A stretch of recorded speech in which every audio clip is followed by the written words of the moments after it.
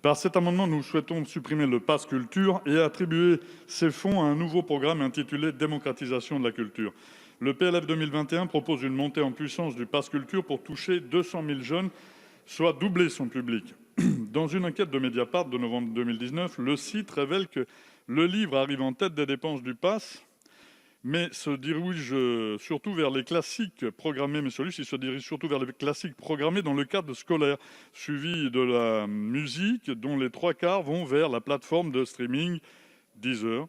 De plus, les jeunes n'ont dépensé que 100 € sur les 500 €, explique Damien Cuillet, le président de la société par Pass Culture, le 23 octobre 2019, devant le Conseil national des professionnels du spectacle. L'utilité de ce dispositif pose de plus en plus de questions. Nous pensons que les crédits qui lui sont alloués seraient plus utiles s'ils étaient dirigés en faveur d'une véritable démocratisation de la culture. Merci. Madame la rapporteure. Certes, monsieur le député Larive, je reconnais que les débuts du pass culture ont été difficiles, mais je vous rappelle qu'il fallait tout inventer.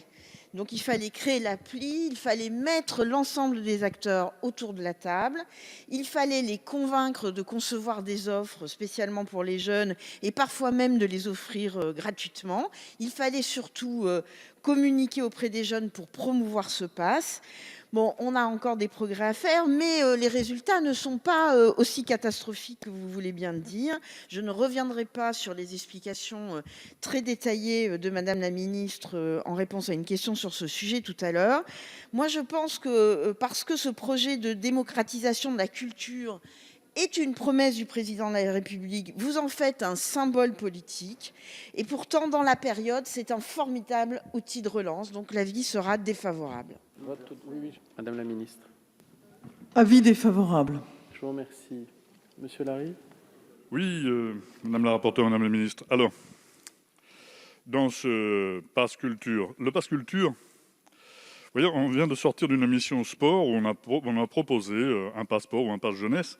Et dans les discussions, j'étais rapporteur dans cette mission, et dans les discussions que nous avons eues avec les différents interlocuteurs, il y avait notamment Tony Estanguet et la secrétaire du Secours populaire qui avaient la même vision d'un futur pass.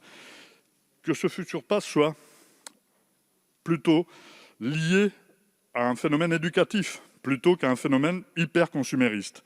Et c'est ce qui se passe avec le pass culture. C'est que nous avons là un produit hyper consumériste. C'est-à-dire qu'on donne un chèque pour acheter. Et il n'y a pas là de volet éducatif. Et aujourd'hui, comme vous l'avez dit, je crois que les grandes plateformes, on va le dire crûment, se gavent suffisamment pour qu'on leur apporte un financement supplémentaire. Merci. Nous pouvons donc passer au vote sur le 2558, double avis défavorable. Qui est pour ? Qui est contre ? Il est donc rejeté.